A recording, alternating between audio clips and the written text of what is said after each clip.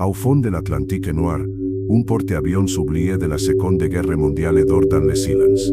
Ses ponts sont encore remplis de rares jeeps militaires, de berlines de luxe, de prototypes tout-terrain expérimentaux, et de véhicules blindés que personne n'abuse depuis 80 ans. Lorsque la lumière dorée du rove perce l'obscurité, la poussière flotte comme une fumée ancienne, et un symbole caché sur une dernière voiture révèle une histoire secrète oubliée par les profondeurs.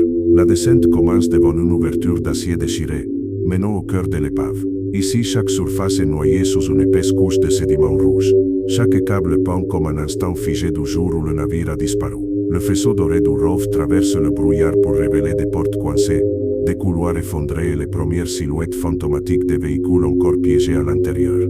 C'est le seuil d'un monde souterrain oublié de la Seconde Guerre mondiale. Plus profondément sous la pression écrasante de l'abîme, le faisceau du rove découpe la brume de sédiments, dévoilant les vestiges spectrales d'une baie de véhicules militaires. Au-delà de l'entrée se trouve le pont supérieur, où les premiers véhicules de guerre apparaissent comme des ombres enterrées dans le temps. Des jeeps penchent contre des cloisons tordues. Des châssis de camions gisent ouverts, et les sédiments dérivants dissimulent des décennies de corrosion. Chaque mouvement lent du rove dévoile une nouvelle relique jeeps à toit souple déchiré, volant encore intact, pneus se désagrégeant en poussière. C'est un parking figé d'un autre siècle. Plus loin à l'intérieur, le rove entre dans une chambre remplie de véhicules militaires légers, voitures de reconnaissance, jeeps de campagne et plateformes de transport dépouillées. Leurs squelettes d'acier se tordent sous des décennies de pression. Les sièges s'effondrent en fibres dérivantes et les phares regardent dans le vide à travers un verre en biais. Les machines de guerre qui rugissaient autrefois sur les champs de bataille reposent maintenant en couches silencieuses, enveloppées de sédiments comme des squelettes anciens d'acier. À peine reconnaissable, un emblème devient le dernier murmure de tout un convoi militaire emprisonné dans l'épave. Le pont intermédiaire révèle une flotte entière de camions militaires moyens, écrasés, pliés et fusionnés au mur effondré du navire. Les cabines s'affaissent, les pare-brises éclatent en fragments stellaires, et les moteurs reposent éventrés, cylindres escopsosés. Le sédiment se déverse sur chaque surface comme des tempêtes de poussière sous-marine. Ces camions transportaient autrefois des ravitaillements à travers les zones de guerre. Maintenant ils dorment sous l'Atlantique, leurs histoires enterrées dans la rouille. Des décennies de décomposition ont transformé un véhicule de guerre en récif artificiel grouillant de vie. Dans l'abîme, le faisceau doré dévoile les restes reconnaissables d'engins militaires lourds. Plus loin, l'épave devient plus sombre, plus dense, étouffée par l'acier tordu d'énormes transporteurs militaires et de véhicules de munitions. Les châssis fondus révèlent des soudures rompues, des réservoirs éclatés relâchent de minuscules boules, et des caisses de munitions rouillées dérivent au moindre contact. C'étaient des machines construites pour survivre à la guerre, et pourtant ici, elles gisent déchirées par la mer. Cette chambre ressemble moins à une cale de chargement qu'à un champ de bataille silencieux. Derrière les véhicules militaires se cache une découverte troublante, une rangée entière de voitures civiles saisies pendant la guerre. Les berlines s'effondrent en silhouettes molles.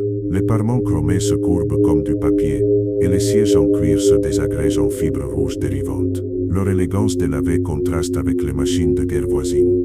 Ces voitures ont transporté des familles, des officiers, des diplomates. Aujourd'hui, elles reposent oubliées, englouties par les profondeurs. Ici, l'épave sombre dans le chaos. Le plafond s'est effondré il y a longtemps, écrasant plusieurs véhicules en couches méconnaissables d'acier. Les cadres se plient comme de l'étain, les essieux se courbent sous le poids, et les sédiments forment des nuages denses qui avalent le faisceau du rove. Des poutres brisées transpercent les cabines, et le verre gît éparpillé comme des étoiles figées. Cette chambre montre toute la violence des derniers instants du navire.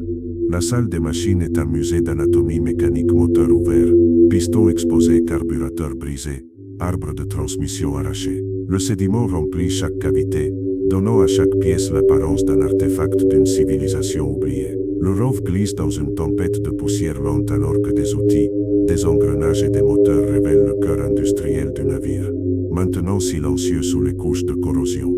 Dans le silence des profondeurs, le moindre contact devient monumental. Le bras robotique soulève des portes soudées par la rouille, pousse des caisses figées, et brosse la poussière de cadrans oubliés. Chaque mouvement libère des nuages délicats de sédiments anciens, révélant des détails cachés depuis 8 décennies. Ces interactions redonnent vie à l'épave non en la perturbant, mais en dévoilant les secrets qu'elle protège encore. Au niveau le plus bas, le rove découvre le trésor le plus rare des voitures de luxe, des prototypes expérimentaux et des véhicules blindés introuvables sur les ponts supérieurs. Leurs courbes brillent sous la poussière, leur logo s'efface en silhouette fantôme. enseveli sous une épaisse couche de sédiments. Un dernier emblème apparaît, une marque oubliée, une cargaison secrète et un indice sur la raison pour laquelle l'histoire de ce navire de la Seconde Guerre mondiale n'a jamais été racontée. Dans la zone abyssale, les restes d'un rare coupé de luxe de la Seconde Guerre mondiale émergent de l'obscurité.